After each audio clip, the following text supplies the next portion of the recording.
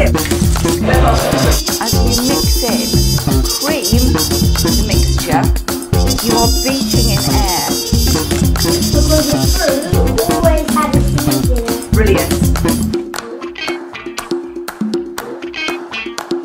Does anybody want to have some fun with food? Yay! Jelly worms! Oh, wow, how cool is that? And this is going to make pink jelly worms! Yeah!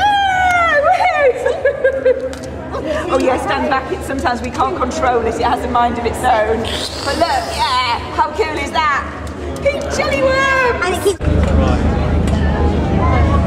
Push really hard. Come on, push really hard. Well done, darling. And what I said about being the front of the audience. Right, we've got experiments and we've got jelly. So let's go and do the experiments first. That is absolutely fabulous. You put it in your mouth and it just turns itself back into chocolate again. It is so cool. How easy was that? You turn tip over your head. It doesn't come out. It's done.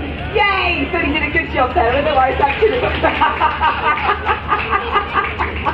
He didn't know that was coming. Do it higher. Get higher.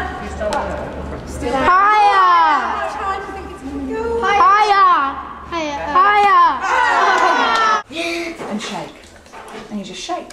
And you just keep shaking. And it'll turn into butter. What happens when you mix sodium and calcium together? No pressure, I know it's Saturday. Don't even know, that's so bad. Right, sodium and calcium don't like each other. So if I put this mix in here, which has got calcium in it, Will it bubble up? the sodium gel will turn into the easiest shape it can possibly form to get away from calcium, which is A dot. a sphere. Yeah, a sphere. So this is called spherification.